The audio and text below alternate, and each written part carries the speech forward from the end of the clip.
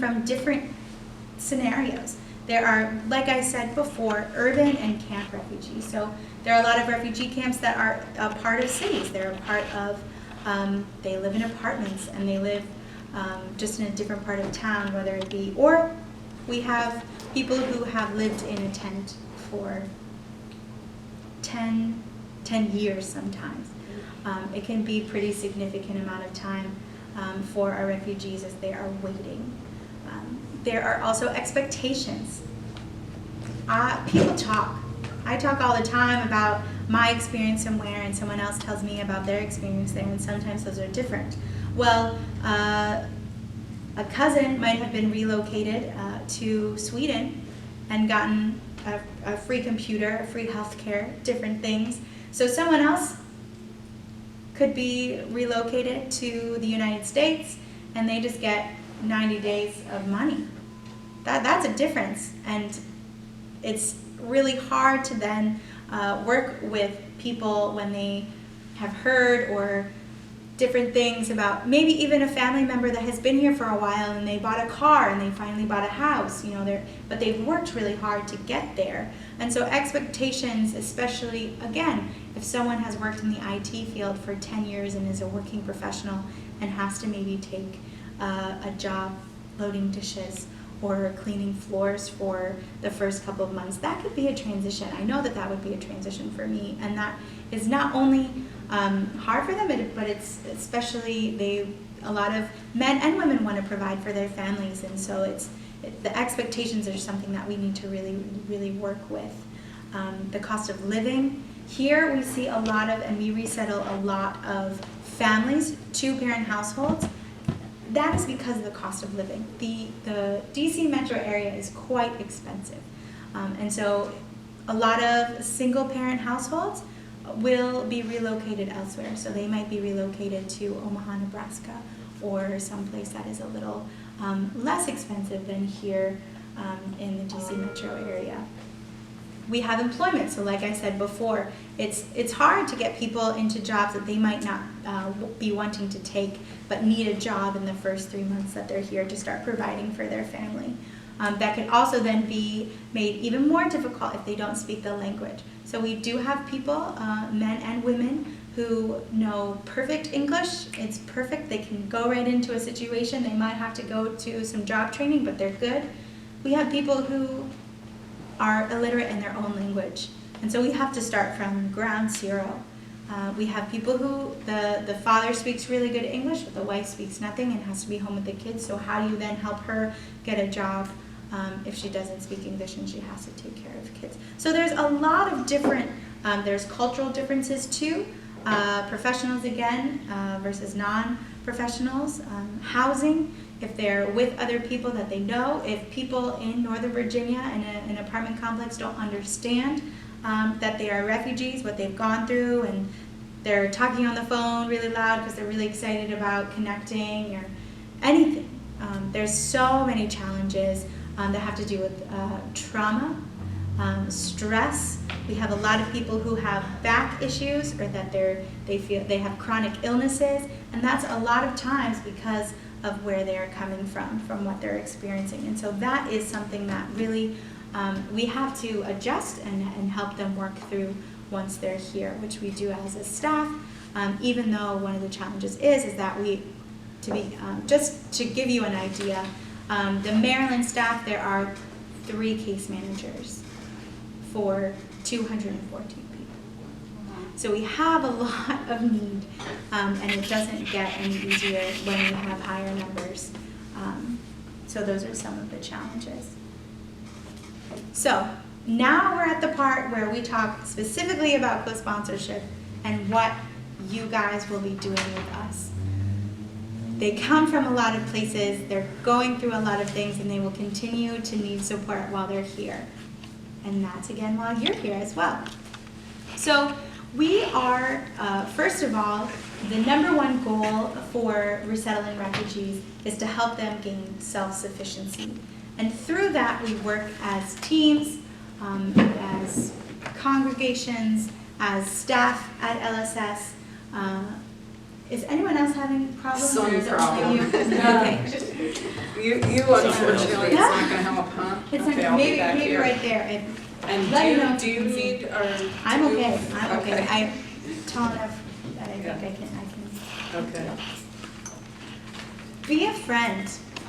Listen and ask and try to be a guide that can teach new skills and be an advocate for support and engagement.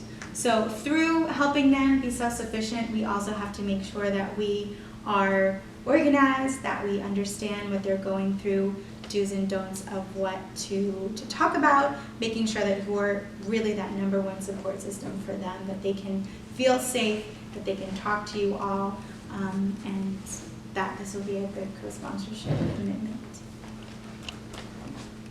So how it works is you are put into teams. Now, you have heard the RRT, the Refugee Response Team with your congregation, and what that means for us is we have a co-sponsorship with your congregation that is going to be providing certain services. Now you guys, your team, the ones that raised their hands a little earlier, they have come up with a level of co-sponsorship that they think will be the best for your community, and that is our foundation level. So you will be connected with this family for 6 months, and through that 6 months, in that plus prep, all the prep time that will happen, you will be helping with a full apartment setup.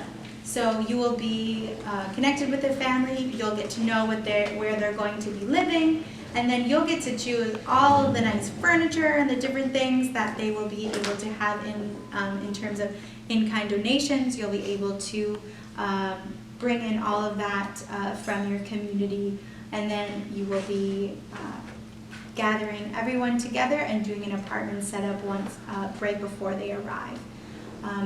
In addition to that, you will then have 6 months to do some additional core services. And those I will talk about in just a little bit. But with all these things going on, there are different committees that we suggested at the orientation and have materials for your congregation, which you can get from Karen. You have the PDF files? Did I send you those? I think you did. Well, if you are wanting to see any different materials that we have, Karen has those, and I can pass whatever you need off to Karen so that you can learn more about the co-sponsorship process in general. But as this training, we will be talking a little bit more about the different, what we call committees. So we have suggested the different committees that help organize congregations in the best ways, depending on the commitment level. So we have a general coordinator, who will be the point person for your congregation, who will keep the ball rolling, and who will make sure that if there is any problem solving that needs to go on, that person will take care of it. The other committees include a finance committee, helping the family budget. There are different levels that help with rent assistance, so helping them get those services as you have committed to. There is the employment services, helping them with job development, working with our job developer that is connected with that family, helping with resumes, mock interviews, connecting them with different employers in the area. There is home and furnishing, so that team is really going to be working with getting that apartment set up, making sure we have all of the donations set up, making sure that everything is what we have. Our federal funding gives us a supply list. That supply list tells us everything that needs to be in the apartment for the number of people in that family. So how many bed frames, down to the can opener that needs to be in the drawer in the kitchen. It's quite precise, which I have a couple that I will pass out in just a little bit. So that education is one of them. There is also a transportation team. So there's a few, and those are just suggestions. We give that to our communities to say, these are really good ideas. You might have better ones, but this is what we see and what we have seen work best. But it's just a way to give you, and tools to give you ideas on how best to organize yourselves. And so Through then, we have an interest in matching form that your congregation has already filled out to us, which is why this training was scheduled. And those,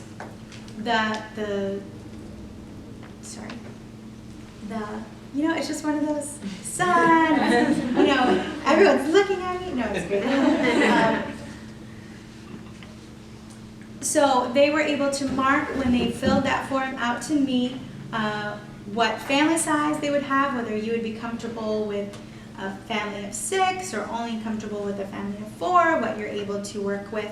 If there's a country of origin, that might be a preference to you.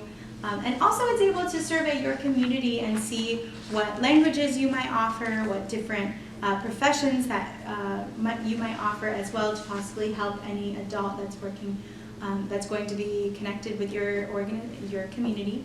And it also has just a suggested, if you're going to use any of our committees, which ones might you choose? And so your committee has chosen just a few of them, which I'm going to go over in a little bit, and then we can work and dive a little deeper into what that might mean for all of you as well. So you'll get put into teams, you'll organize yourselves, your team, your general contact will then give you the information once we've matched you with a family. So that's going to be really exciting when we get that news. We'll create, your general coordinator will create communication chains to create weekly and daily communication, pre-arrival and post-arrival, especially with the family who's going to be working with what, how's it going, are there any problems that we need to solve. You will keep to the time commitment. We do ask that the co-sponsor commitment keeps to the commitment that you have been committed to since the beginning. That does not mean the relationship has to end. It only means that it will, your contract with us will end. Any assistance that you might be or have committed to with our organization will need to end to work towards that goal of self-sufficiency. But Kirsten, if I'll just take a moment